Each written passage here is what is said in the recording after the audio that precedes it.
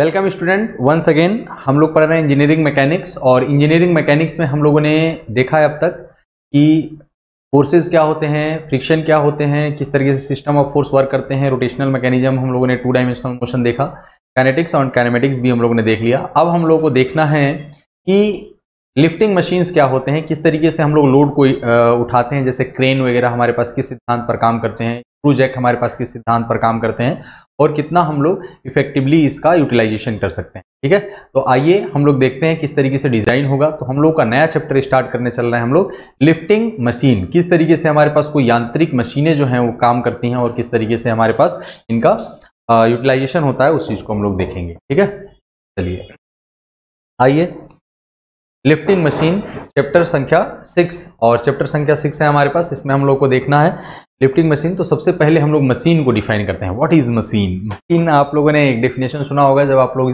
3 dates पढ़े होंगे कि मशीन का एकदम जो ह्यूमन एफर्ट को कम करके लोड को ज़्यादा से ज़्यादा उठा पाए, वही हमारे पास क्या है, मशीन है। तो मशीन हमारे पास मैकेनिकल डिवाइसेस हैं। हम लोग अभी केवल मैकेनिकल डिवाइसेस के बारे में बात करेंगे। मशीन बहुत तरीके की हो सकती है। कंप्यूटर भी एक मशीन है हमारे पास, कैलकुलेटर भी एक machine, and so on a lot of machines है जहाँ पे इलेक्ट्रॉनिक्स हम लोग यूज करते हैं, इलेक्ट्रॉनिकली यूज करते हैं। अभी हम लोग को जो बातचीत करना है वो सिर्फ और सिर्फ इस बात पे कंसंट्रेट करना है कि हमारे पास मैकेनिकल मशीनें कैसे होती हैं और उनका क्या यूज होता है। ठीक है, तो मशीन एक ऐसा डिवाइस है, मशीन क्या करता है, जो हमारे पास ज़्यादा लोड को हम लोग कम एफर्ट से इजीली हम लोग क्या कर सकते हैं, उठा सकते हैं। ठीक है, तो मशीन के पास कोई अपनी ऊर्जा नहीं होती है। मशीन वो एक ऊर्जा कहीं से लेगा और ऊर्जा ले करके उससे हमारे पास किसी भी लोड को लिफ्ट कर सकता है, फिर कार्य करने की सामर्थ्य रखता हो, उसी को हम लोग क्या कहते हैं, मशीन कहते हैं। तो देखिए मशीन एक ऐसा साधन है जो उपलब्ध ऊर्जा को, अवेलेबल एनर्जी को, देखिए इसके पास अपना खुद का साधन नहीं। मशीन मतलब एक डिवाइस है, इसके पास ये ना तो सोर्स है और ना ही सिंक है, ना तो ये मतलब ऊर्जा का ना तो सोर्स है और ना ही ऊर्जा का, ये ऊर्जा को एक रूप से दूसरे रूप में कन्वर्टेड करता है। तो उपलब्ध ऊर्जा जो जिस भी फॉर्मेट में हो का उपयोग करके यांत्रिक कार्य, मैकेनिकल वर्क करने की क्षमता रखता हो, उसको हम लोग क्या कहते हैं, मशीन कहते हैं। ठीक है, तो मशीन के पास कोई, जैसे साइकिल अगर हम लोग कहें तो साइकिल में हमारे पास क्या है, हम लोग अपनी एनर्जी देते हैं, हम लोग पैडलिंग करते हैं। मोटरसाइकिल में हम लोग केमिकल एनर्जी प्रोवाइड करते हैं, एंड सो ऑन। बहुत सारा अगर मशीन अगर हम लोग बात करें जहाँ पे इलेक्ट्रिसिटी हम लोग प्रोवाइड करके हम लोग काम कर सकते हैं। तो मशीन में अपना एनर्जी नहीं होता है, जो भी हमारे पास एनर्जी होगा उसको मैकेनिकल एनर्जी में हमारे पास क्या करेगा, कन्वर्ट करेगा, मैकेनिकल वर्क में हमारे पास कन्वर्ट करेगा, उसी को हम लोग क्या कहते हैं, मशीन कहते हैं। ठीक, अब हम लोग मशीन साधारण तरीके का भी हो सकता है, असाधारण तरीके का भी हो सकता है। तो चलिए हम लोग ये कहेंगे मशीन जो है वो किस तरीके का होता है, लोड लिफ्टिंग मशीन। हम लोग किसकी बात कर रहे हैं, लोड, भार उठाने वाला मशीन, लोड लिफ्टिंग मशीन। तो भार हम लोग उठाने के लिए क्यों यूज करते हैं, जब अगर हमारे पास जितना लोड उठाना है उतना ही अगर भार अगर हम लोग एफर्ट लगा करके प्रयास करें तो हमें मशीन की कोई जरूरत ही नहीं है। भाई अगर हमें किसी चीज को उठाना है तो उतना ही एफर्ट लगाना होगा। तो हम लोग क्या चाहते हैं, हम लोग जो आदमी लोग हैं वो आलसी हैं। आलसी होने का क्या मतलब है, आलसी नहीं, एक तरीके से हम लोग ये कह सकते हैं कि अगर हमें बहुत बड़ा काम करना है, अपने से ज़्यादा डिजायर वाली अगर वर्क करने हैं, तो डिजायर वाले अगर वर्क करने हैं तो उसके लिए हमें या तो फोर्स ज़्यादा लगाओ या तो ऐसा मैकेनिज्म डेवलप करो कि कम फोर्स लगा करके हम ज़्यादा से ज़्यादा लोड को क्या कर सकें, उठा सकें। तो हमारे पास लोड लिफ्टिंग मशीन इसी सिद्धांत के लिए बनी है, इसी वर्क के लिए बनी है, क्या कि हम लोग कम इफर्ट, कम प्रयास करके हम ज़्यादा से ज़्यादा लोड को क्या कर सकें, उठा सकें। ये हमारे पास क्या लाएगा, load lifting machine. A lifting machine is a device which heavy loads are lifted by applying a small effort in a convenient direction। देखिए भाई हम लोग, मैंने जो भी डेफिनेशन आपको बताया एकदम सिमिलर डेफिनेशंस आपको हर एक जगह मिलेगा। वैसे भी अगर हम ये कहें कि मशीन हम बनाते क्यों हैं, हमारे काम को आसान करने के लिए। जैसे अब अगर हम लोग ये कहें कैमरा है और ये टावर्स हम लोगों ने लगाए और प्लस इससे हमारे पास ये जो कम्युनिकेशन सिस्टम बना, सैटेलाइट्स वगैरह, इन सबको देख करके, देखिए मैं इंस्टीट्यूट में क्लास ले रहा हूं और आपके पास ये वीडियो पहुंच रहे हैं या फिर जहां पर भी है, ये मशीनों का ही कमाल है। हम लोग अपने काम को साधारण रूप से हम लोग कम एफर्ट लगा करके ज़्यादा से ज़्यादा हम लोग उससे आउटपुट ले सके, इसी के लिए हम लोग मशीनों को क्या करते हैं, डिफाइन करते हैं। तो अभी तो हम लोग को केवल मैकेनिकल मशीनों को देखना है। तो मैकेनिकल मशीनें हमारे पास क्या करेंगी, लोड को मतलब ज़्यादा हैवी लोड को कम एफर्ट लगा करके हम लोग उसको उठाने का कोशिश करते हैं। तो अब ये डिफाइन हो कि लोड क्या है, जिसे उठाना है। भाई जिसे उठाना है वो क्या होगा, लोड। सबसे पहले हम लोग टारगेट फिक्स करते हैं कि किसको उठाना है, क्रेन को उठाना है, ट्रक को उठाना है या फिर छोटी चीज को हमें उठाना है, तो हम लोग किस तरीके से सबसे पहले उसका वेट कितना है, माने जिसे हमें मशीन के थ्रू उठाना है वही हमारे पास क्या कहलाएगा, load. The resistance to be overcome by the machine, यानी हमारे पास ये क्या है, रेजिस्टेंस। अब देखो इसको थोड़ा सा अलग तरीके से डिफाइन किया गया है। अब अगर हम लोग मशीन को चलाएं तो मशीन को चलाने के लिए हमारे पास रेजिस्टेंस आएगा, जितना ज़्यादा अगर हम लोग लोड रहेगा उसका हमें उतना ज़्यादा रेजिस्टेंस होगा, विरोध होगा। उस विरोध को ओवरकम करना ही हमारे पास, ओवरकम बाय द मशीन ही हमारे पास क्या कहलाता है, लोड कहलाता है। ठीक है, तो रेजिस्टेंस का मतलब यही है कि जितना ज़्यादा हमारे पास लोड होगा उतना ज़्यादा रेजिस्टेंस आएगा और हम लोग उसको क्या कहते हैं, लोड कहते हैं। ठीक, तो मशीन क्या है, कम एफर्ट लगा करके, कम प्रयास लगा करके ज्यादा से ज्यादा लोड को हम लोग क्या कर सकें, उठा सकें, वही हमारे पास क्या कहलाएगा, मशीन कहलाएगा। ठीक है, एफर्ट क्या होता है, this is the force required. अब एफर्ट क्या है, प्रयास। हमने ये कहा कि अगर हमें 100 kg का अगर हमें वो उठाना है, वेट उठाना है, तो 100 kg का वेट उठाने के लिए हम लोग अगर कोई मशीन, जैसे हम लोगों ने एक ड्रायर को या फिर एक हम लोग लकड़ी का सिस्टम उठा करके ऐसे अगर हम लोग इसको ऐसे पलटने की कोशिश करें तो ये एक हमारे पास मशीन कहलाएगा। क्या कहलाएगा, एक हमारे पास मशीन कहलाएगा। ठीक, तो हम लोग जिसमें जितना कम एफर्ट लगा करके जो हम लोग प्रयास करते हैं, जैसे स्क्रू जैक आपने देखा होगा कि हम लोग ऐसे इसको रोल करके हम लोग एक हैवी ट्रक को उठा सकते हैं, तो जो हम लोग अप्लाई करते हैं फोर्स वही क्या कहलाता है, हमारे पास effort. This is the force required to overcome the resistance to get the work done by the machine. Machine से काम करने के लिए जितना हमें प्रयास करने की आवश्यकता होती है, जितना हम लोग फोर्स लगाते हैं, बल लगाते हैं, वही हमारे पास क्या कहलाता है, प्रयास कहलाता है। भाई हमको फायदा क्या हुआ, फायदा ये हुआ कि हम ज्यादा लोड उठाए और कम प्रयास लगाए, तभी हमें फायदा होगा। नहीं तो पता चला कि अगर हम लोगों ने रिवर्स कर दिया, अगर कम लोड को उठाना है और उसके लिए ज्यादा प्रयास कर रहे हैं, तब तो फिर बेवकूफ़ी हो गई, हमें जरूरत ही नहीं है मशीन की। तो हमारे पास जो मैकेनिकल एडवांटेज है क्या होगा, ratio of the load lifted, कितना भार उठाए हैं और उसके लिए कितना हम लोगों ने एफर्ट लगाया, उसी को हम लोग क्या कहेंगे, मैकेनिकल एडवांटेज। और मैकेनिकल एडवांटेज को MA से लिखा जाता है। किससे लिखा जाता है, MA, लोड अपॉन एफर्ट। ये लोड हमने कितना उठाया है और एफर्ट हमने कितना लगाया है, ये लोड है और ये हमारे पास क्या है, एफर्ट। ठीक है, प्रयास, हमने कितना प्रयास किया, तो ये हमारे पास मैकेनिकल एडवांटेज हो गया। ठीक, अब हम लोग ये कहें क्वेश्चन, डायरेक्ट क्वेश्चन पूछ लेता भाई, इसमें कोई सिंपल सा मतलब इसमें वो नहीं है। Mechanical advantage of a lifting machine is the ratio of, पहला ऑप्शन क्या दे रहा है, distance moved by the effort to the distance moved by the load, बिल्कुल नहीं। Load lifted to the load to the effort applied, load lifted to the effort applied, अभी हम लोगों ने डेफिनेशन पढ़ा। आउटपुट टू द इनपुट, ये तो efficiency होता है। ऑल ऑफ द अबव नहीं, यानी हमारे पास क्या होगा, केवल और केवल load lifted to the effort applied. जितना हम लोगों ने लोड उठाया और जितना उसके लिए हम लोगों ने प्रयास किया, अभी हम लोगों ने देखा था mechanical advantage is equals to W upon P।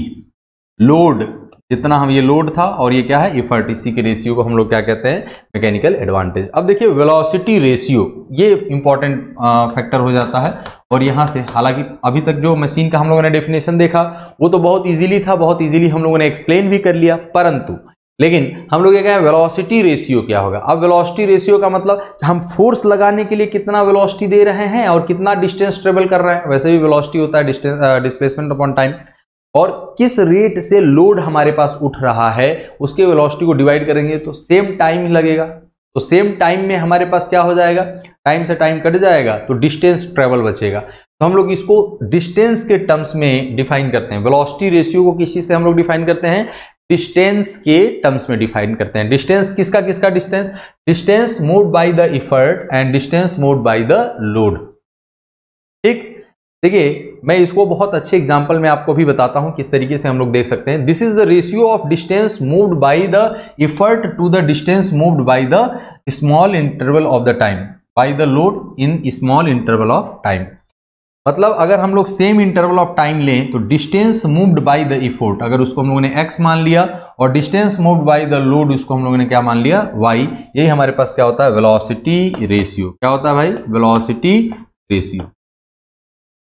तो फ्रेंड्स अगर हम लोग ये कहें वेलोसिटी रेशियो है क्या, वेलोसिटी रेशियो मतलब इसको थोड़ा सा हम लोग समझते हैं। आप लोग साइकिल चलाए होंगे, लेकिन एक साइकिल आती है गियर वाली साइकिल। गियर वाली साइकिल आती है तो जो हमारे पास गियर वाली साइकिल अगर चलाए होंगे या फिर आप लोगों ने देखा होगा कि उसके पीछे बहुत सारा हमारे पास स्पॉक्स लगे हुए हैं और उसमें हमारे पास शिफ्टिंग का एक अरेंजमेंट भी होता है। तो शिफ्टिंग का अरेंजमेंट होने का क्या मतलब होता है कि अगर हम लोग बहुत जल्दी जल्दी चलाएं, हमारे पैर पे लोड कम पड़े, मतलब हल्की साइकिल चले, क्या चले, हल्की साइकिल चले, तो उसके लिए हम लोग अपने पैर को थोड़ा जल्दी जल्दी हम लोग करते हैं, उसमें हमारे पास ऐसा लगता है कि एकदम पानी की तरह हमारे पास साइकिल चल। और अगर हम लोग ये कहें कि स्पीड में अगर हमें लेकर के चलना है बहुत ज़्यादा, तो उस पर अगर हम लोड बहुत ज़्यादा लगाना चाहते हैं, तो जब हम लोग गियर को शिफ्ट कर दें ऐसे, तो हमें धीरे धीरे ही करना पड़ेगा, लेकिन हमारे पैर से दबाव जो होगा वो क्या करना होगा, ज़्यादा करना होगा। ये भाई कहने का मतलब है कि अगर हम लोग किसी चीज़ को अगर बार बार अगर हम लोग रिपीट करना है, तो या तो लोड बहुत ज़्यादा लगा दो और धीरे धीरे ले चलो, या फिर लोड कम लगाओ और इतना हमारे पास स्पीड अप कर दो कि वो जल्दी जल्दी उतना पावर क्या कर ले, अटेन कर ले। कहने का मतलब है कि वेलोसिटी जो रेशियो है, ये वेलोसिटी रेशियो मतलब हमारे पास क्या डिफाइन करता है कि मूवमेंट ऑफ द एफर्ट, प्रयास, और मूवमेंट बाय द लोड, हम लोग कितना लोड मूवमेंट कराते हैं। जैसे अगर हम लोग ये कहें कि चैन का जो साइज है, जो पीछे वाला हमारे पास जो हमारे पास जिसके ऊपर वो चैन लगा हुआ रहता है, उसका अगर साइज अगर हम लोग बदल देंगे तो पैर के थ्रू हमारे पास जो पैडलिंग करने की क्षमता है वो बदल जाती है। और इसी कॉन्सेप्ट पर बने हैं हमारे पास गियर वाली साइकिल्स। इसका एग्जांपल बहुत लाइव एग्जांपल है, जिसके पास गियर वाली साइकिल या कभी अगर आप लोग देखिएगा तो उसको आपको समझ में आएगा। अगर हमें कम मूवमेंट करना है, अगर अपने पैडल का कम मूवमेंट करवाना है पैडलिंग करने के लिए, तो हमें फोर्स जो लोड लगाना पड़ेगा वो क्या लगाना पड़ेगा, ज्यादा लगाना पड़ेगा, ताकत से लगाना पड़ेगा। और हम चाहते हैं कि भैया हमारा इफर्ट कम लगे, मतलब एकदम हमें हमारे ऊपर लोड कम हो, तो हम लोगों को क्या करना पड़ेगा, जल्दी जल्दी जल्दी जल्दी अपना पैर चलाना पड़ेगा और वो धीरे धीरे धीरे धीरे आराम से चलेगा। मतलब हमारे पास कहने का मतलब है कि हम लोग इजीली इस चीज को समझ सकते हैं कि हमें अगर जब डिस्टेंस ज्यादा चलाएंगे इफर्ट को, तो लोड हमारे पास जो डिस्टेंस आएगा वो हमारे पास एक क्षमता की बात किया जाए कि जैसे हम लोग अगर कम पैसे अगर इकट्ठा कर रहे हैं, मान लिया जाए कि हमारे पास, कहने का मतलब है कि हमें 12 महीने में कोई इंस्टॉलमेंट पूरा करना है। 12 महीने में अगर इंस्टॉलमेंट पूरा करना है, मान लो कितना भी हो, 1 लाख रुपए हो, तो हमें एक 10 रुपए 20 रुपए अगर हमें इकट्ठा करना होगा तो जल्दी जल्दी डेली डेली डेली डेली इकट्ठा करो। या अगर हम लोग कहें कि 20 हज़ार रुपए भी अगर इकट्ठा करना हो, 10 हज़ार रुपए अगर दे दें, तो 10 ही महीने में हमारे पास क्या हो जाएगा, कंप्लीट हो जाएगा। या फिर उससे हम लोग उसके डिवीजन में हम लोग काम कर सकते हैं। यानी अमाउंट अगर ज्यादा है तो ड्यूरेशंस जो होंगे वो ज्यादा होंगे, लेकिन अगर ये अमाउंट कम है तो ड्यूरेशन डेली डेली डेली इकट्ठा करेंगे, तब जाकर कहीं आप ज्यादा पैसे इकट्ठा कर पाएंगे या फिर उतने ही टाइम इंटरवल। उसी चीज को डिनोट करने के लिए हम लोग वेलोसिटी रेशियो लेकर के चलते हैं। वेलोसिटी रेशियो जो होता है वो इफर्ट का डिस्टेंस और लोड के डिस्टेंस का जो रेशियो होता है, उसी को हम लोग क्या कहते हैं, वेलोसिटी रेशियो कहते हैं। बात समझ गए? तो चलिए आइए हम लोग देखते हैं इनपुट क्या होता है। तो इनपुट में हम लोगों ने वही कहा कि पावर हम लोग क्या देंगे, पावर ही देंगे, वर्क देंगे हमारे पास। तो work done by the effort वो हमारे पास क्या होगा, इनपुट होगा। देखिए भाई, हम लोग कितने समय में वर्क डन कर रहे हैं वो हमारे पास पावर होता है। तो एक दोनों के लिए अगर समय अगर कांस्टेंट कर लिया जाए तो हमने कितना दिया, कितना इफर्ट हम लोगों ने किया है, कितना हम लोगों ने प्रयास किया है, कितना काम किया है, वो काम हमारे पास क्या लाएगा, input. The work done by the effort is known as input to the machine. मान लिया जाए कि हम लोगों ने इनपुट देने के लिए अगर हम लोगों ने पी लोड अगर हम लोग लगा रहे थे, इफर्ट अगर पी एफर्ट लगा रहे थे और वो एक्स डिस्टेंस अगर ट्रेवल किया है, तो वर्क डन जो होगा हमारे पास W is to P into x हो जाएगा। बात समझ गए? It is equal to the product of effort P and the distance travel x through which it moves. मतलब जिस डायरेक्शन में हम लोगों ने फोर्स लगाया उस डायरेक्शन में वो जितना चला होगा, उन दोनों का अगर प्रोडक्ट ले लिया जाएगा तो हमें क्या मिल जाएगा, इनपुट। ये वर्क का ही हमारे पास फॉर्मेट है, यानी पी डॉट एक्स। इसी तरीके से अगर हमें डिफाइन करना हो आउटपुट, तो आउटपुट क्या हो जाएगा भाई, लोड कितना चला है और कितने डिस्टेंस चला है, इनका जो प्रोडक्ट होगा। It is defined as the useful work go out of the machine that is work done by the load. हमारे पास क्या हो जाएगा, W इंटू वाई हो जाएगा, ये आउटपुट होगा। ठीक, अब अगर हम लोग ये कहें कि what will be the efficiency, देखिए दक्षता क्या होती है, क्या पाया क्या खोकर, इनका जो अनुपात होता है ना, उसी को हम लोग क्या कहते हैं, दक्षता। तो हमने इनपुट दिया और आउटपुट मिला, तो आउटपुट अपॉन इनपुट जो होगा हमारे पास क्या होगा, इफिशियंसी। क्या पाया क्या खोकर is the efficiency of the machine. तो इफिशियंसी अगर हम लोग कहें the ratio of output to the input, तो आइए फ्रेंड्स देखते हैं मैकेनिक्स इफिशियंसी की बात कर रहे थे हम लोग। तो इफिशियंसी हमारे पास क्या है, an eta is equal to output upon input. भाई आउटपुट का क्या मतलब है, आउटपुट मतलब हमने क्या पाया है और उसके लिए पाने के लिए हमने क्या दिया, इनका जो रेशियो होता है वही हमारे पास इफिशियंसी कहलाता है। तो आउटपुट हमारे पास कितना है, वर्क, अगर हम लोग ये कहेंगे लोड इनटू में हमारे पास जो लोड का हमारे पास डिस्टेंस है यानी पावर जो हम लोगों ने दिया, और P इनटू में हमारे पास क्या हो जाएगा x।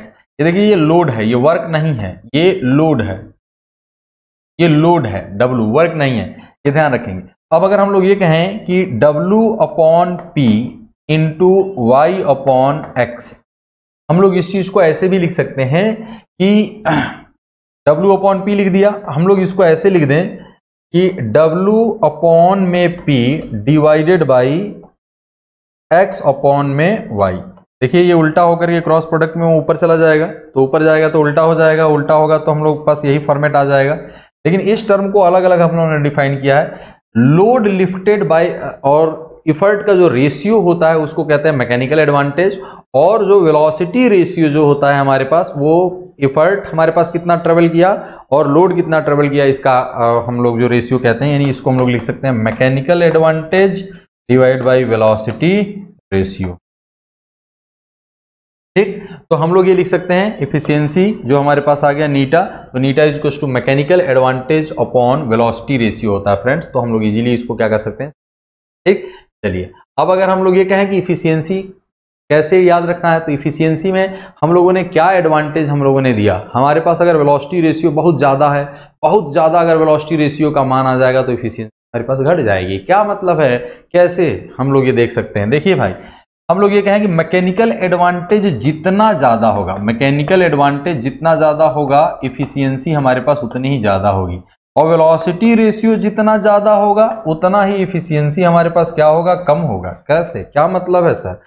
अब हम ये कह रहे हैं कि हम एक एक रुपया अगर हम लोग देने जा रहे हैं, एक एक रुपया अगर हम लोग देने जा रहे हैं, एक साल में हमें 1 लाख रुपए इकट्ठा करना है, तो एक दिन में हम लोग मतलब उसको अगर मल्टीप्लाई करें तो हो सकता है 1 मिनट या 1 सेकंड या 10 सेकंड के बाद हम लोगों को पैसे इकट्ठा करना पड़ेगा, एक एक रुपया देते जाओ देते जाओ देते जाओ। तो यार पूरा पैसा देने में ही हमारा एकदम पूरा हालत खराब हो जाएगा। तो कुछ अमाउंट हम लोग बनाते हैं। अमाउंट क्या बनाए, देखो इफिशियंसी और वेलोसिटी रेशियो को अगर समझना है, वेलोसिटी रेशियो का क्या मतलब है फ्रेंड्स, वेलोसिटी रेशियो का मतलब है कि उतना हमारे पास इफर्ट प्रोड्यूस करने के लिए, मतलब आउटपुट लेने के लिए हमारा इनपुट कितना चला है, मतलब लोड जो इफर्ट है। मान लो हम लोग जैसे स्क्रू जैक अगर हम लोग बना रहे हैं, तो स्क्रू जैक अगर हम लोग चला रहे हैं, उसको घुमाते जाएं और वो धीरे धीरे धीरे धीरे थोड़ा सा उठे। देखिए कैसे हम लोग डिफाइन करेंगे वेलोसिटी रेशियो को। आप स्क्रू जैक देखें, स्क्रू जैक को ऐसे घुमाया जाता है तो उसमें से जो हमारे पास मिडिल पार्ट होता है वो हमारे पास क्या होता है, उठता है, एक्सेल जिसको हम लोग कहते हैं, वो हमारे पास उठता जाएगा उठता जाएगा। अब हम लोग ये कहें इसको बहुत ज्यादा घुमा रहे हैं, माने इफोर्ट का जो डिस्टेंस ट्रेवलिंग है वो बहुत ज्यादा है और जो लोड लिफ्टिंग की कैपेसिटी है वो बहुत कम है। यानी अगर हम लोग इसको बहुत ज्यादा घुमा रहे हैं, भले फोर्स कम लग रहा है लेकिन उसको घुमाते जाओ तो हमारा एक लॉस होगा। वो लॉस जो मतलब हम लोग मेंटेन नहीं कर पाएंगे। यानी वेलोसिटी रेशियो अगर ज्यादा है तो इफिशियंसी हमारे पास क्या हो जाएगी, रिड्यूस हो जाएगी। और अगर मैकेनिकल एडवांटेज ज्यादा है, मतलब कम फोर्स लगा करके ज्यादा अगर हम लोग लोड को उठा सकते हैं कम एफर्ट लगा करके, तो हमारे पास मैकेनिकल एडवांटेज ज्यादा होगा। यानी अगर हमारे पास मैकेनिकल एडवांटेज ज्यादा है तो इफिशियंसी क्या होगी, ज्यादा होगी, और वेलोसिटी रेशियो अगर ज्यादा है तो इफिशियंसी हमारे पास क्या होगा, कम होगा। इसको हम लोग बहुत इजीली से समझ जाना चाहिए, और मुझे लगता है कि आप लोग ये समझ गए होंगे। चलिए आइए आगे हम लोग देखते हैं। अब अगर हम लोग कहें कि आइडियल मशीन क्या है, आइडियल मशीन क्या है, ऐसा मशीन जिसमें हमारे पास इफिशियंसी 100% हो उसको क्या कहेंगे हम लोग, आइडियल मशीन। आइडियल मशीन 100%, भाई 100% किसी भी चीज का अगर इफिशियंसी हो जाए वो आइडियल कहलाएगा। आइडियल हम लोग कैसे लिख सकते हैं भाई, यानी हमारे पास क्या था, n is equal to mechanical advantage upon velocity ratio. अगर इन दोनों का जो रेशियो है ये 1 के बराबर आ जाए तो ये हमारे पास क्या लगा, mechanical machine where efficiency is 1 यानी 100% is called ideal. An ideal machine the output is equals to the input. Output हमारे पास क्या हो, देखो भाई, output is equals to input, output is equals to input. अब अगर हम लोग ये कहें कि output is equal to input है, तो ये MA अपॉन ये अगर बराबर हो जाएगा तो हम लोग क्या लिख सकते हैं, mechanical advantage is equal to velocity ratio. तो हमारे पास मैकेनिकल एडवांटेज और वेलोसिटी रेशियो जो होंगे 10 for ideal machine, mechanical advantage जो होता है वो वेलोसिटी रेशियो के बराबर, यानी मैकेनिकल एडवांटेज बहुत ज़्यादा अगर है और वेलोसिटी रेशियो अगर बहुत कम हो गया, ऐसा पॉसिबल नहीं होगा। कभी भी ऐसा नहीं हो सकता कि मैकेनिकल एडवांटेज बहुत ज़्यादा हो जाए, वेलोसिटी रेशियो कम हो जाए। ये हो सकता है कि वेलोसिटी रेशियो बराबर हो सकता है, वो आइडियल की कंडीशन में होगा। और अगर वेलोसिटी रेशियो ज़्यादा है और मैकेनिकल एडवांटेज कम आ रहा है न्यूमेरिकली, तो हमारे पास क्या हो जाएगा, उसकी एफिशिएंसी 1 से कम आएगी और वो नॉर्मल मशीन कहलाएगा। ठीक है, तो हम लोग ये कह सकते हैं कि आइडियल मशीन क्या है, output is equals to the input, यानी एफिशिएंसी हमारे पास कितनी होनी चाहिए, 1 के बराबर होना चाहिए। 10 for ideal machine, MA is equals to क्या होता है, VR। यहाँ पर हम लोग को लिखना चाहिए ये इक्वल्स टू क्या हो जाएगा, 1 के बराबर होगा। तो 1 के बराबर हो जाएगा तो मैकेनिकल एडवांटेज और वेलोसिटी रेशियो अगर दोनों सेम हो गए तो हमारे पास वेलोसिटी जो मशीन होगा वो आइडियल मशीन कहलाएगा। ठीक, चलिए प्रैक्टिकल मशीन। प्रैक्टिकल मशीन क्या होते हैं, जिनकी एफिशिएंसी 1 से कम होगी, प्रैक्टिकल मशीन हमारे पास वही होगा। अब हम लोग एफिशिएंसी के लिए क्या कहेंगे, in practice the friction exist, friction घर्षण, और घर्षण अगर होगा तो कॉन्टेक्ट सरफेसेस मूवेबल पार्ट हर जगह होगा जहां पे हम लोग मोशन करा रहे हैं, तो हमारा कुछ जो वर्क डन है वो फ्रिक्शन को ओवरकम करने में लॉस हो जाएगा, वो आउटपुट तक पहुंच ही नहीं पाएगा, वो आउटपुट प्रोवाइड ही नहीं करेगा।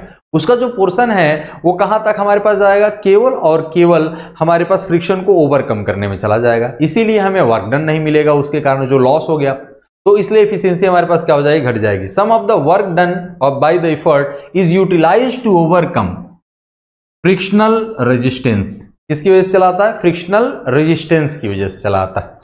Hence, the useful work done in lifting the load is reduced, resulting reduction in of efficiency।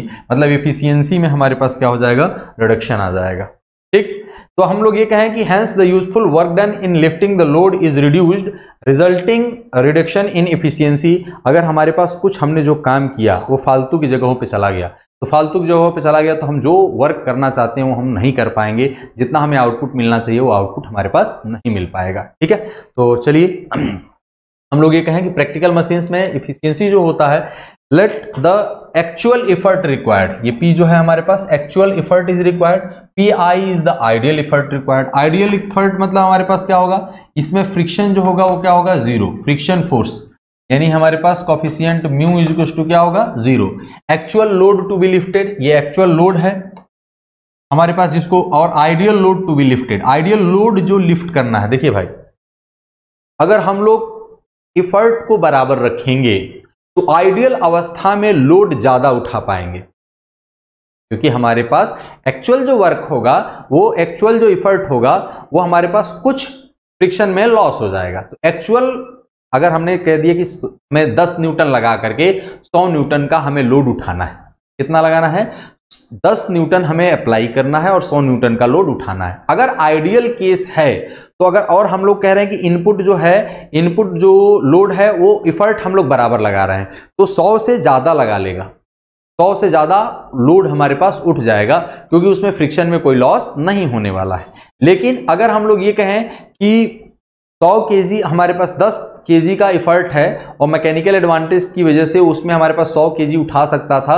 लेकिन जब फ्रिक्शन में लॉस नहीं होगा तो 100 के बराबर 100, जब फ्रिक्शन में लॉस हो जाएगा कुछ तो 100 से कुछ कम हमारे पास उठा पाएगा। तो ये एक्चुअल लोड लिफ्टेड और एक्चुअल इफर्ट और आइडियल इफर्ट में थोड़ा सा अंतर आप लोगों को समझ आता है। देने वाली चीज जितना कम से कम दिया जाए वो हम लोग सोचते हैं कि जितना कम से कम दिया जाए, और मिलने वाली चीज में हम लोग ये सोचते हैं जितना ज्यादा से ज्यादा मिल जाए उतना बढ़िया रहेगा। यानी हमें ये देखना है कि ये जो इफर्ट है जितना कम से कम होगा तो आइडियल होगा, और वर्क जो हमारे पास उठेगा जितना ज्यादा से ज्यादा उठ जाएगा वो हमारे पास आइडियल होगा। यानी एक्चुअल में लोड हमारे पास कम उठेगा और आइडियल में लोड हमारे पास क्या उठेगा, ज्यादा, और एक्चुअल में हमें इफर्ट ज्यादा लगाना पड़ेगा और आइडियल में इफर्ट हमें क्या लगाना पड़ेगा, कम लगाना पड़ेगा। बात को समझिए, अगर ये आइडियलिज्म का अगर इक्वेशन आप समझ गए हैं तो आपको ये बाकी चीजें बहुत ज्यादा हमारे पास समझने की रिक्वायरमेंट नहीं रहेगी। Effort loss in friction, effort कितना लॉस हुआ हमारे पास, P माइनस PI, ठीक है, P माइनस PI। ये P माइनस पी आई क्या है? P एक्चुअल इफर्ट रिक्वायर्ड है और P क्या है? आइडियल इफर्ट रिक्वायर्ड है। तो एक्चुअल में हमारे पास ज्यादा लगेगा, आइडियल में हमारे पास क्या लगेगा? कम लगेगा। ठीक, तो हमारे पास क्या हो जाएगा?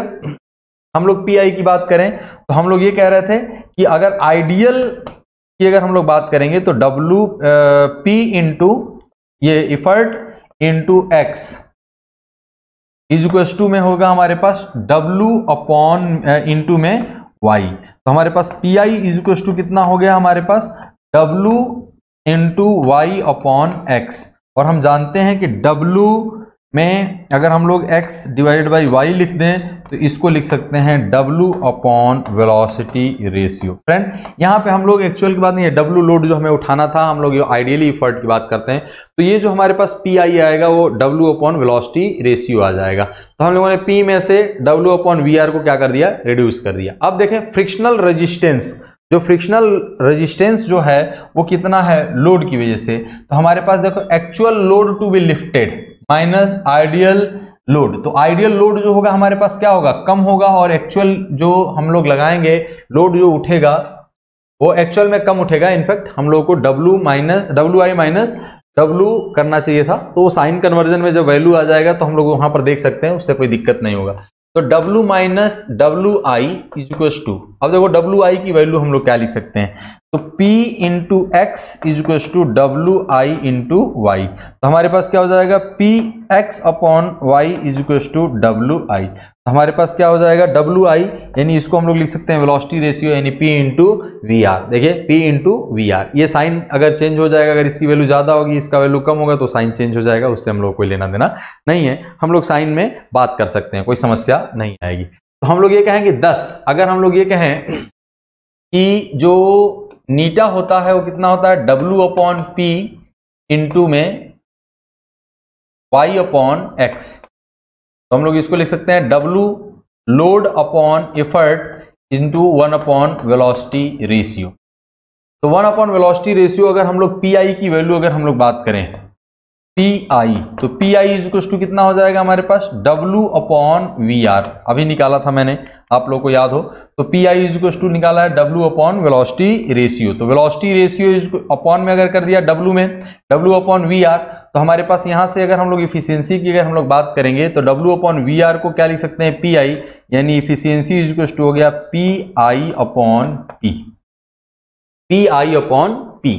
तो हमारे पास W I is equal to V R into P होता है। अगर हम लोग इसमें अगर हम लोग रख दें, हम लोग इसमें अगर इसकी वैल्यू अगर बात करेंगे, ये सेकंड केस होना चाहिए, यहां पर नहीं। आप लोग इस चीज को समझिए, ये एक इफिशियंसी का फॉर्मेट आ गया। ठीक, अब देखिए इसी चीज को अगर हम लोग लोड लिफ्टेड के टर्म्स में अगर हम लोग उठाना चाहे तो कैसे उठाएंगे भाई? हम लोग किस तरीके से हम लोग देख सकें कन्वर्ट कर सकते हैं। तो अब अगर हम लोग कहेंगे इफिशियंसी, क्या भाई? इफिशियंसी इज इक्वल टू जो होता है हमारे पास W into y divided by effort into x.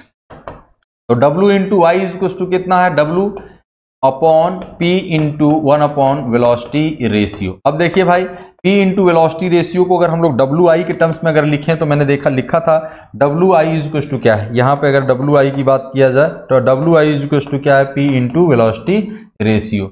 तो हम लोग यहाँ पर वेलोसिटी रेशियो को भी हम लोग लिख सकते हैं, यहाँ पर क्या आ जाएगा? P into V R, P into V R, तो P into W upon WI ideal. तो ये इफिशियंसी इज इक्वल टू हो गया W upon W ideal. Actual load lifted upon ideal load, ideal load, ये जो हमारे पास इफिशियंसी, ये जो होगा रेशियो आएगा वो क्या होगा हमारे पास? इफिशियंसी का होगा। अब हमको ये बताइए, देखिए ये हमेशा कम होगा और ये हमेशा क्या होगा? ज्यादा होगा। ये हमेशा P वाले टर्म्स में अगर हम लोग देखें यानी P अपॉन आई, देखिए ये यहाँ पे उल्टा लिख दिया गया है, ये प्रिंटिंग मिस्टेक है जस्ट। यहाँ पे हम लोगों ने यहाँ पर PI अपॉन P हम लोगों ने यहाँ पर निकाला है, तो क्या होगा? P अपॉन PI नहीं, PI अपॉन P होगा। इसको आप लोग थोड़ा चेंज कर लेंगे। ये क्या है? Ideal load, ideal effort upon actual effort. तो एक्चुअल इफर्ट हमेशा ज्यादा होगा as compare to ideal effort के। और हम लोग ये कहें कि actual load upon ideal load, तो आइडियल लोड जो लिफ्ट होगा अगर P कांस्टेंट हुआ तो हमारे पास लोड लिफ्टेड जो होगा आइडियल कंडीशन में वो क्या होगा? हमारे पास ज्यादा होगा, और ये हमारे पास क्या आएगा? कम आएगा। ठीक, तो हम लोग इजीली इस चीज को समझ सकते हैं। तो इसमें थोड़ा सा मॉडिफिकेशन है फ्रेंड्स, इस चीज को आप समझ सकते हैं कि क्या होगा, पी अपॉन पी आएगा, इसको आप लोग थोड़ा सा डिनोट कर लेंगे। n is equals to P ideal upon P is equals to W upon W ideal. देखिए ये देने वाली चीज है, देने वाली चीज है, तो आदर्श अवस्था में हम कहेंगे भैया हम देना चाहते हैं कम से कम में काम फरिया लो, और लेने में हम आदर्श अवस्था में हम ज्यादा चाहते हैं, जितना ज्यादा से ज्यादा अगर हमें मिले तो ये देने वाला चीज है, तो आइडियली कम होगा, एक्चुअली ज्यादा होगा, हमें लगेगा ज्यादा, हमेशा लगेगा कि यार एक्चुअल में हमें ज्यादा चाहिए। जैसे दहेज लेना और देना, लड़की की शादी हो तो भाई जितना कम से कम में हो जाए उतना हम इतने सक्षम नहीं है, चाहे कोई भी हो, हर कोई यही कहता है। और लड़के का शादी हो तो हमको चाहिए, इतना चाहिए, हमें इतना नहीं दोगे तो हमारा काम नहीं चलेगा, हम नहीं कर पाएंगे and so on. Same person वही कह सकता है। तो कहने का मतलब है कि ये पी आई अपॉन पी होगा, ये डब्ल्यू अपॉन डब्ल्यू आई होगा। ये ध्यान रखिएगा, ये यहाँ पर प्रिंटिंग मिस्टेक है जस्ट, क्योंकि देखिए यहाँ पर हम लोगों ने यही चीज लिखा पी आई अपॉन पी, और यहाँ पर आएगा पी आई अपॉन पी, तो इसलिए आप लोग इसको देख लेंगे। ठीक, चलिए एक क्वेश्चन हम लोग देखते हैं, बहुत इजी फॉर्मेट में है क्वेश्चन। आइए क्वेश्चन को हम लोग सॉल्व करने का कोशिश करते हैं। एन एफर्ट, ये क्या है, एफर्ट यानी P इज इक्वल टू हमें दिया है 80 newton, is required by a machine to lift the load of 800 newton, यानी W इज इक्वल टू कितना दिया है, 800 newton. The effort moves by a distance of, देखिए एफर्ट मूव करने का मतलब है x 500 millimetre, and the load moves by y is equal to हो गया 48 mm।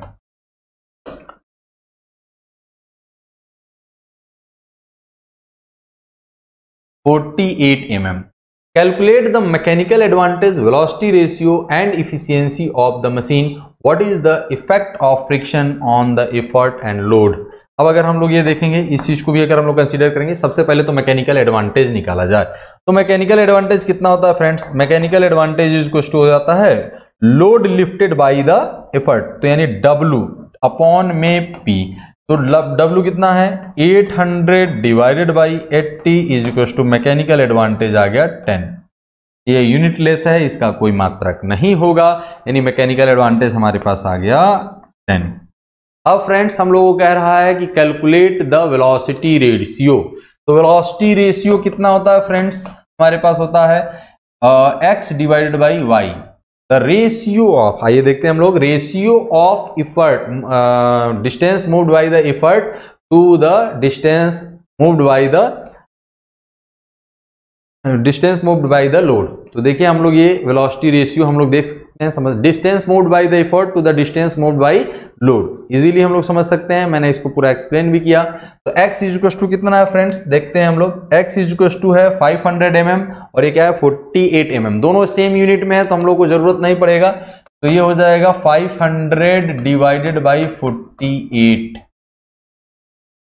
तो हम लोग इसको अगर कैलकुलेट करें तो मैकेनिकल एडवांटेज कितना आ जाएगा, देखते हैं हम लोग, कैलकुलेट करिए आप लोग भी, 500 डिवाइडेड बाई 48 यानी 10.4167, 10.4167, इसका भी कोई यूनिट नहीं होगा क्योंकि ये डायमेंशनलेस क्वांटिटी है, ये वेलोसिटी रेशियो आ गया, यानी हमारे पास दो आंसर्स आ गए, मैकेनिकल एडवांटेज आ गया, वेलोसिटी, मैकेनिकल एडवांटेज कितना है 10। अब हम लोग कहें द इफिशियंसी ऑफ मशीन, अब भैया हम इफिशियंसी ऑफ मशीन को तो हम लोग जानते हैं, इफिशियंसी इज इक्वल टू होता है आउटपुट अपॉन में इनपुट, तो इन दोनों का जो रेशियो होगा उसी को हम लोग क्या कहेंगे, इफिशियंसी। आउटपुट को हम लोग अगर लिख सकते हैं तो load into distance moved by the load, और इनपुट में effort into distance moved by the effort. इसको जब हम लोग सॉल्व किए थे तो आया था mechanical advantage upon velocity ratio friends, तो हम लोगों ने मैकेनिकल एडवांटेज निकाला है 10 और वेलोसिटी रेशियो निकाला 10.416, ठीक। तो इसको हम लोग अब कैलकुलेट करें तो देखें कितना एफिशिएंसी आता है,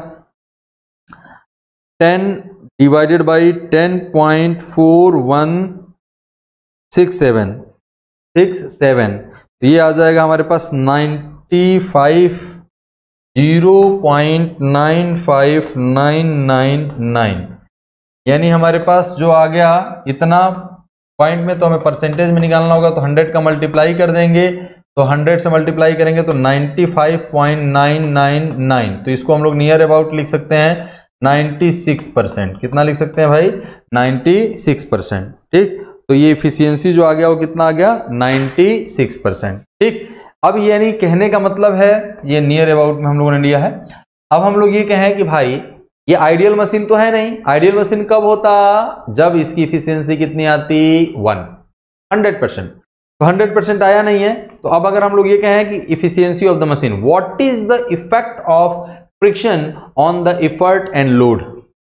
फ्रेंड, इफर्ट एंड लोड में अगर हम लोग फ्रिक्शन की बात करें, देखिए ये क्वेश्चन ऑब्जेक्टिव में आजकल पूछे जाते हैं और बहुत ही फ्रैंकली पूछे जाते हैं, तो कृपया हम लोग इस क्वेश्चन को समझने की कोशिश करें और इसको जानें कि आखिर ये क्या पूछना चाहते हैं और ये क्या हम लोग कहना क्या चाहते हैं। अब देखिए भाई, अगर हम लोग ये कहें कि जो लोड उठाना है वो अगर फिक्स हो, अगर लोड उठाने वाला जो चीज है वो अगर फिक्स हो, तो हमारे पास इफिशियंसी जो आएगा, हम लोग ये कहें कि इफिशियंसी जो होगा वो क्या होगा हमारे पास?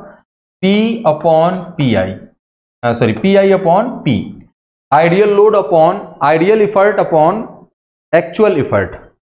तो हम लोग ये कहें कि अगर हम लोग कहें कि PI अगर हमें निकालना है, आइडियल इफेक्ट ऑफ फ्रिक्शन, तो हम लोग ये कहें कि PI इक्वल टू क्या हो जाएगा? P into efficiency. यानी हमें अगर सेम लोड उठाना है तो आइडियल जो हमारे पास इफर्ट होगा वो हमारे पास रिड्यूस होगा और जो एक्चुअल इफर्ट आया है वो हमारे पास क्या होगा? ज्यादा। तो हम लोगों ने अभी P जो लोड है, इफर्ट जो है वो 80 न्यूटन का है और इफिशियंसी हम लोग निकाले हैं, तो हमारे पास P जो आएगा, P आइडियल जो होगा वो P इंटू नीटा आ जाएगा। तो ये कितना आ गया हमारे पास भाई? P कितना है? 80 इंटू 96%, यानी 0.9। हम लोग एक जो राउंडिंग ऑफ हम लोगों ने किया था उसी पर हम लोग बातचीत कर लेते हैं तो ज्यादा बेटर रहेगा।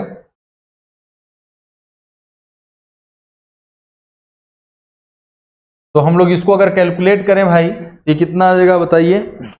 80 इंटू 0.96 इक्वल टू 76, यानी रिड्यूस हो जाएगा PI इक्वल टू 76.8 न्यूटन।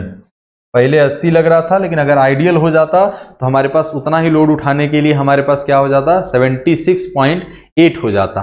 ठीक, अब अगर हम लोग ये कहें कि लोड, अगर हम लोग इफर्ट को बराबर रखें और लोड हम लोग निकालेंगे, कितना लोड निकाल सकते हैं, तो भाई हम लोग लोड का अभी हम लोगों ने फॉर्मूला पढ़ा था, हमारे पास क्या होता है? नीटा equal to W upon WI। तो WI अगर हमें निकालना होगा, यानी load equal to W upon efficiency. क्या लिखेंगे भाई? W upon efficiency. तो अब अगर हम लोग इसको कैलकुलेट करेंगे तो बताइए, डबल लोड हमारे पास कितना उठाना है? 800, और इफिशियंसी से हम लोग अगर डिवाइड कर देंगे तो आइडियल लोड हमें क्या आएगा? बढ़ के मिलेगा। मतलब अगर फ्रिक्शन नहीं होता और सेम इफर्ट लगाना होता तो हम 800 से ज़्यादा, कितना 800 से ज़्यादा हम लोग फोर्स कर पाते?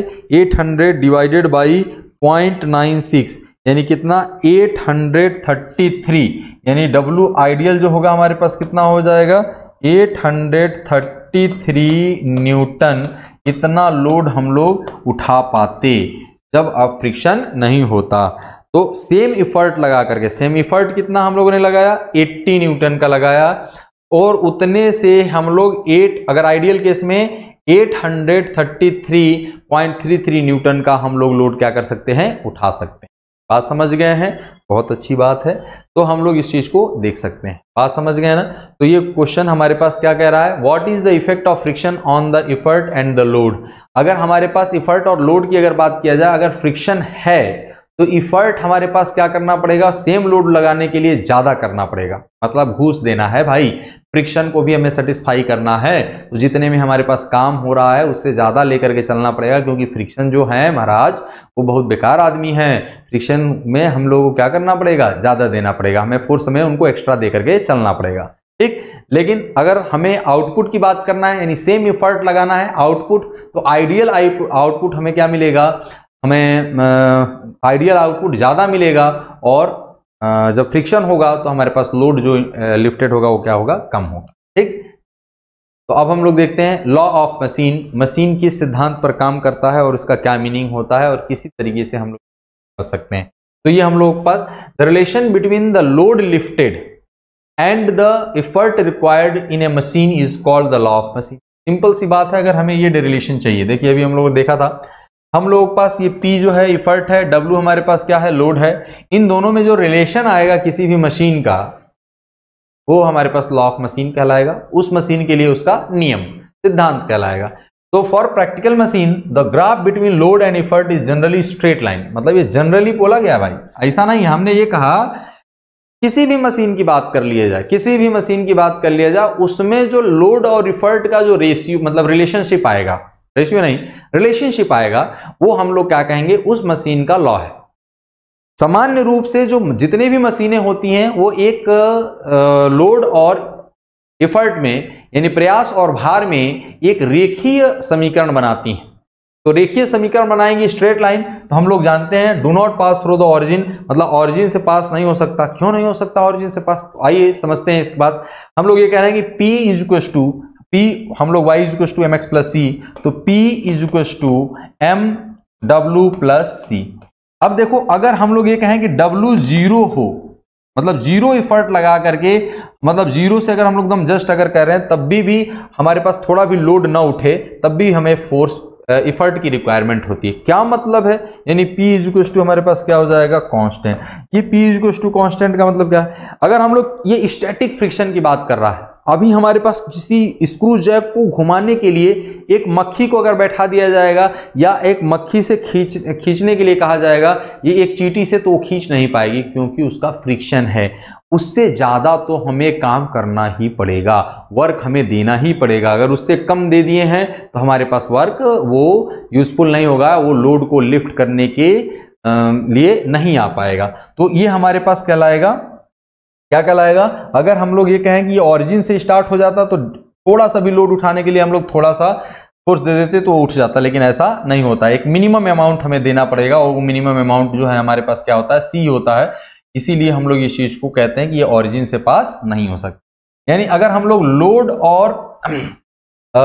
और इफर्ट में जो रिलेशन देखेंगे, हम लोग क्या देखेंगे, रिलेशंस देखेंगे, यानी हम लोग पास जो मशीन है उसमें लोड और इफर्ट, भार और प्रयास का जो समीकरण बनेगा वही हमारे पास लॉ ऑफ मशीन कहलाएगा। सामान्य रूप से जो मशीनें होती हैं वो straight line, y is equal to, देखिए y is equal to mx plus c, this is m is the slope and this is c is the y intercept on the y axis, मतलब हमारे पास x zero होगा तो y पर कहां पे cut करेगा, उसी चीज को हम लोग देखते हैं। तो आइए देखते हैं इसको ग्राफिकली कैसे हम लोग रिप्रेजेंट कर सकते हैं। आइए देखते हैं हम लोग इसको किस तरीके से ग्राफिकली रिप्रेजेंट कैसे कर सकते हैं और ग्राफिकल रिप्रेजेंटेशन इसका कैसे होगा, उस चीज को हम लोग समझते हैं। देखिए भाई, एक्चुअल मशीन जिसमें friction is not equals to zero, और जिसमें आइडियल मशीन जिसमें friction is equals to zero, यानी हमारे पास क्या हो जाएगा,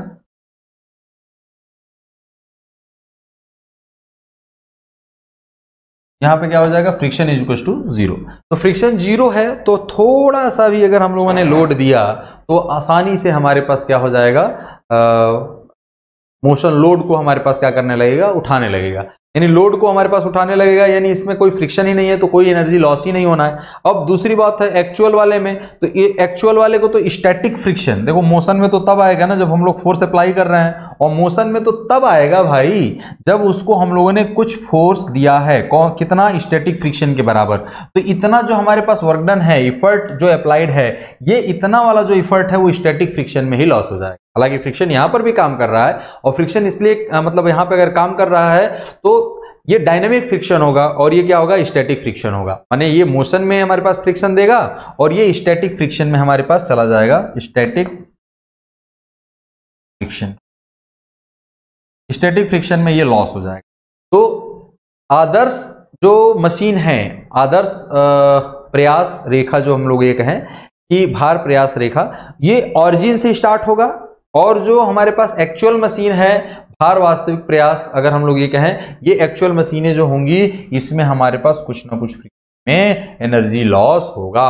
स्टार्टिंग वाला जो पोर्शन है वो हमारे पास एनर्जी का क्या करेगा, लॉस करेगा। एनर्जी का लॉस किस में करेगा, फ्रिक्शन में करेगा, यानी फ्रिक्शन में हमें इसको कुछ देना पड़ेगा। स्टार्टिंग में तो कुछ होगा नहीं, हालांकि इसके बाद भी इसमें फ्रिक्शन हमारे पास हमेशा क्या करेगा, वर्क करता रहेगा। ठीक, चलिए तो अब अगर हम लोग, वैसे भी हम लोग जानते हैं कि ये पॉजिटिव स्लोप का ग्राफ है। पॉजिटिव स्लोप का ग्राफ अगर y = mx + c अगर हम लोग बनाएं, मान लिया जाए, अगर हमें बनाने की अगर बात कर दिया जाए तो देखिए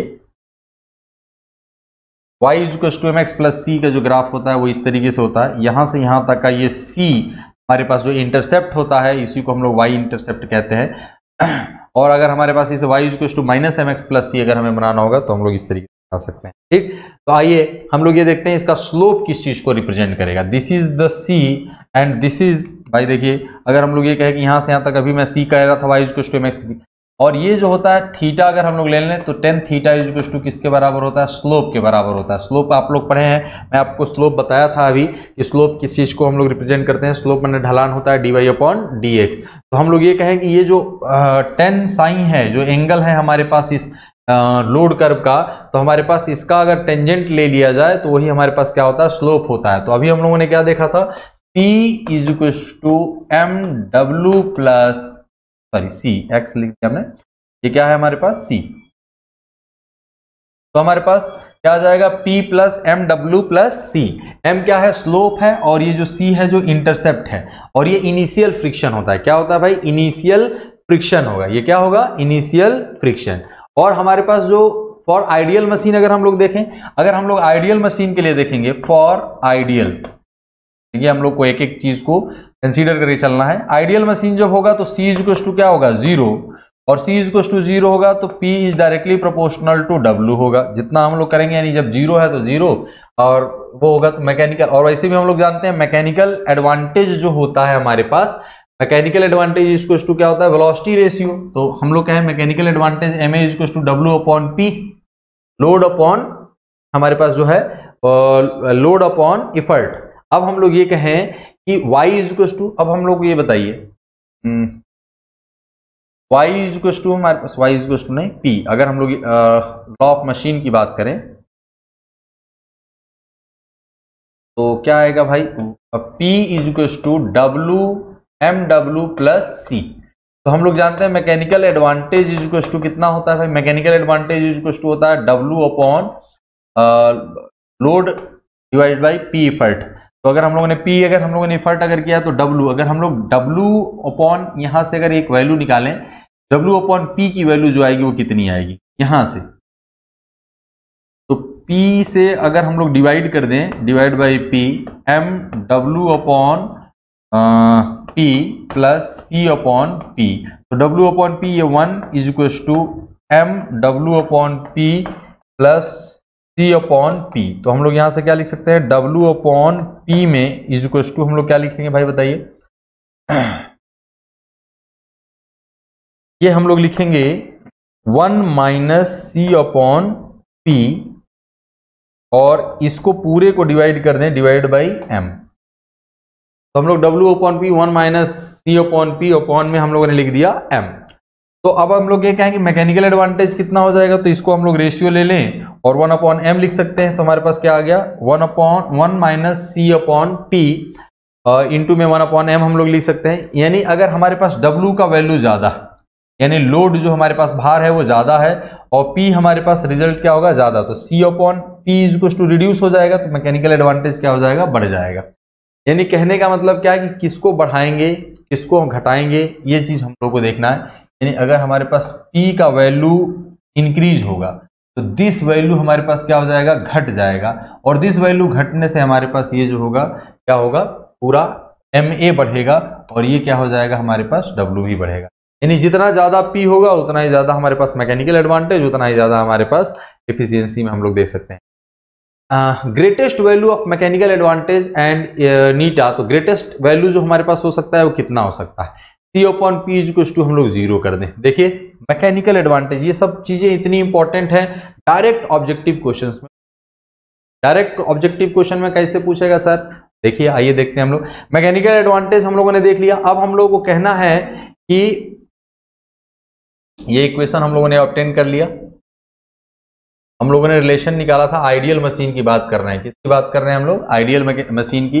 तो velocity ratio is equal to क्या होता है? Mechanical advantage. तो मैकेनिकल एडवांटेज अभी पहले हम लोग बात कर रहे हैं केवल, और अभी हम लोग आइडियल वाइडियल की बात नहीं कर रहे हैं, हम लोग केवल मैकेनिकल एडवांटेज। मैकेनिकल एडवांटेज कितना होता है? लोड अपॉन इफर्ट, यही होता है ना भाई।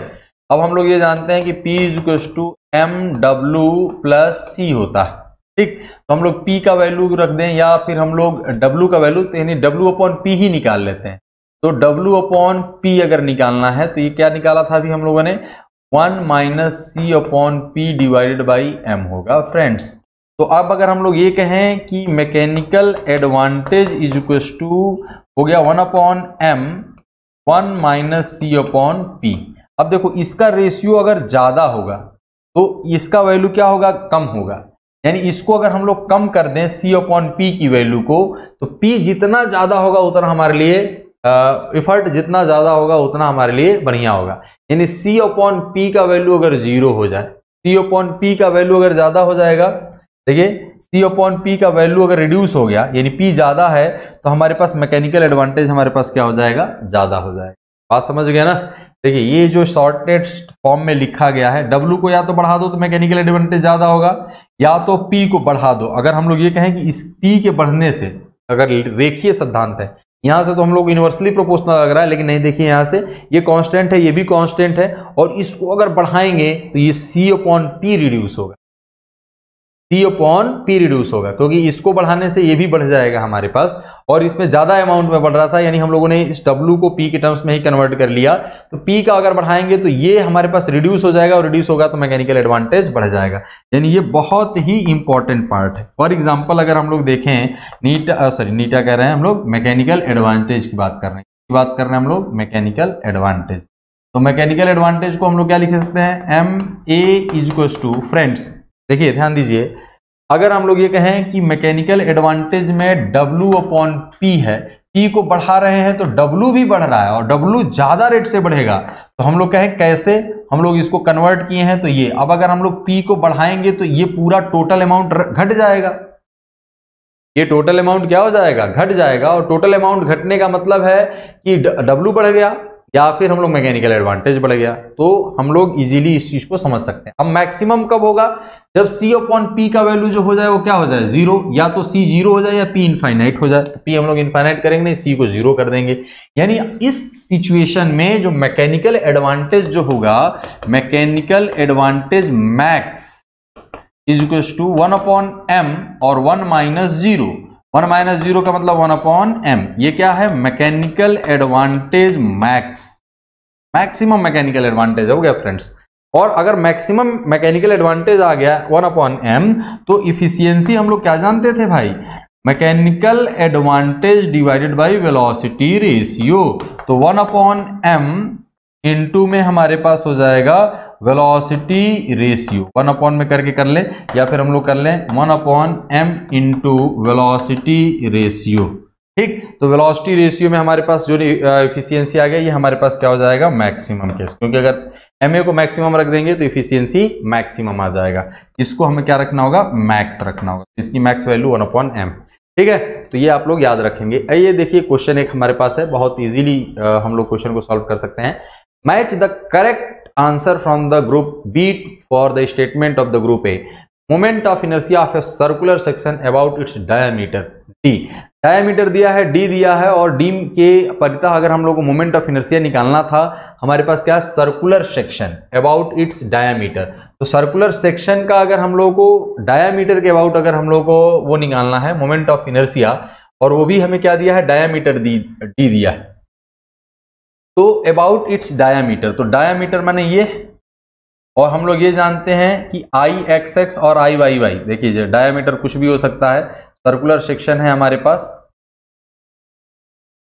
फ्रेंड्स। हम लोगों ने ये पढ़ा था, अगर सर्कुलर सेक्शन है तो अगर इसका मास M है और डायमीटर ये रेडियस R है, तो हमारे पास कितना होता है? mr square by moment of inertia of circular section. देखिए मास मोमेंट ऑफ इनर्शिया नहीं पूछा है, ये एरिया मोमेंट ऑफ इनर्शिया पूछा है। तो एरिया मोमेंट ऑफ इनर्शिया अलग होता है और मास मोमेंट ऑफ इनर्शिया क्या होता है? अलग होता है।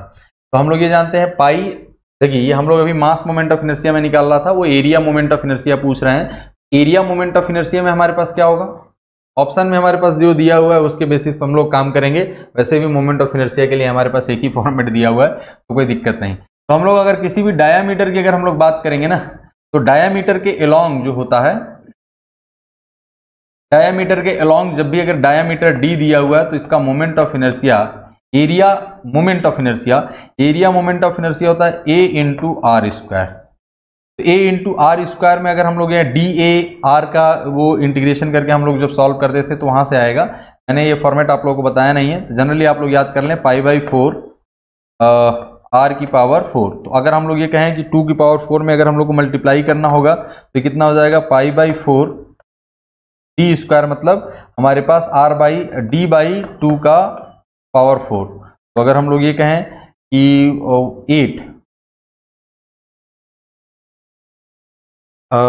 इंटू 4 ये 60, यानी π/64 इंटू डी की पावर 4, ये आ जाएगा हमारे पास मोमेंट ऑफ इनर्शिया, यानी P के लिए होगा हमारे पास थर्ड। अब अगर हम लोग कहें इफिशियंसी ऑफ स्क्रू जैक, तो इफिशियंसी ऑफ स्क्रू जैक अभी आप लोगों ने देखा था, ये जो हम लोग ने ये देखा था efficiency without friction and with friction. तो हम लोग ये देखे थे, तो ये आया था हमारे पास, हम लोगों ने स्क्रू जैक जब पढ़ा था तो 10 अल्फा अपॉन 10 अल्फा प्लस 5, ये हमारे पास इफिशियंसी ऑफ स्क्रू जैक है, यानी Q इक्वल टू किसके बराबर हो गया, 5। मैक्सिमम इफिशियंसी के लिए हम लोगों ने डेरिवेशन किया था और मैक्सिमम इफिशियंसी के लिए आया था 1 minus sine 5 upon 1 plus sine 5। Maximum mechanical advantage of a machine, तो मैकेनिकल एडवांटेज जो होता है हमारे पास किसके बराबर होता है, 1 अपॉन m के बराबर होता है। Maximum efficiency of a lifting machine हमारे पास क्या हो जाएगा, 4। यानी अब हम लोग देखें कि P के लिए 3 है और Q के लिए 5 है। तो P के लिए हमारे पास क्या है भाई, P के लिए 3 और Q के लिए 5। तो हमारे पास ये देखिए 3 5 इसमें कोई नहीं है, यानी ये हो जाएगा, और बाकी हम लोग मिला लेते हैं। R के लिए क्या होगा, R के लिए 1 है मैक्सिमम एफिशिएंसी, और S के लिए हमारे पास क्या है 2, S के लिए 2 है, और T के लिए हमारे पास क्या है 4। ये ऑप्शन हमारे पास देखिए ये मैच कर रहा है, थर्ड वाला ऑप्शन। तो आप लोग इजीली एक्चुअल में ये फॉर्मूला बेस्ड क्वेश्चन है, तो फॉर्मूला आप लोगों को याद रखना पड़ेगा, इसमें कोई समस्या नहीं। ठीक, तो अब हम लोग ये कहें क्वेश्चन हम लोग पास दिया है, तो क्वेश्चन हम लोग इसको सॉल्व कर सकते हैं। तो इस क्वेश्चन को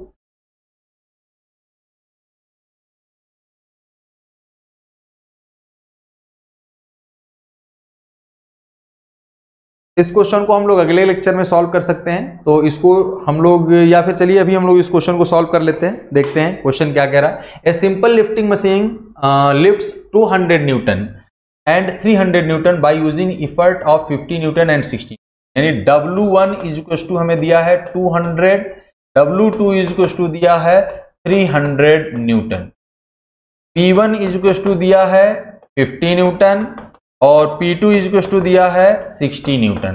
ठीक, magnitude respectively. Its velocity ratio is VR is equal to हम लोग को दिया है 25। Determine the law of machine, तो लॉ ऑफ मशीन में हम लोग को P is equal to W MW plus C, तो हम लोग को M निकालना होता है, C निकालना होता है। तो P1, तो हम लोग इस चीज को ऐसे लिख सकते हैं, P1 is equal to MW1 plus C और P2 is equal to MW2 plus C। तो फ्रेंड्स अगर हम लोग इन दोनों में वैल्यूज अगर पुट करें तो हमारे पास P1 का वैल्यू कितना है 50 इज इक्वल टू MW1 का वैल्यू कितना है 200 इन प्लस में C। अब हमसे दूसरा इक्वेशन क्या है भाई, P2 कितना है हमारे पास 60 is equal to M into 300 plus C। ये इक्वेशन, दो इक्वेशन है और दो अननोन है, हम लोग इजीली सॉल्व कर सकते हैं। तो आइए हम लोग इसको ब्लैंक पेज पर लेकर के चलते हैं, यानी 50 is equal to 200 M plus C और 60 is equal to 300 M plus C, यही है ना। इसको अगर हम लोग सब्ट्रैक्ट कर दें सिंपली तो ये कट जाएगा, ये कितना हो जाएगा -10 is equal to 100 minus 100 M, तो M इज इक्वल टू हो गया 1/10। M इज इक्वल टू क्या आ गया 1/10। 1/10 अगर रख देंगे तो 50 is equal to 200 into 1/10 plus C। तो हम लोग ये लिख सकते हैं भाई, ये 20 हो गया तो C इज इक्वल टू आ गया 30। ठीक, तो ये हमारे पास इक्वेशन जो आ गया P is equals to 1/10 into W plus 30। ठीक, तो ये हमारे पास उसका लॉ ऑफ मशीन बन गया जो हम लोगों को निकालना था। The law of machine, law of machine का मतलब इक्वेशन फाइंड आउट करना है। तो ये P is equals to 1/10 W plus 30 में कहीं से भी कोई समस्या नहीं होनी चाहिए। आई थिंक आप लोगों ने समझ लिया। नेक्स्ट, अगर हम लोग ये कहें, इसका नेक्स्ट पार्ट क्या है, its efficiency at both the load and check reversibility of the machine. देखिए, अभी जो रिवर्सिबिलिटी ऑफ द मशीन जो चेक करना है, ये हम लोग अभी नेक्स्ट टर्म में करेंगे, जब नेक्स्ट लेक्चर का हम लोग जो बात करेंगे, क्योंकि रिवर्सिबिलिटी अभी क्या है क्या नहीं ये हम लोग नहीं जानते हैं। तो आइए सबसे पहले तो हम लोग efficiency at the both loads, तो बोथ लोड्स अगर इफिशियंसी की अगर हम लोग बात करेंगे भाई, तो इफिशियंसी हमारे पास क्या होता है,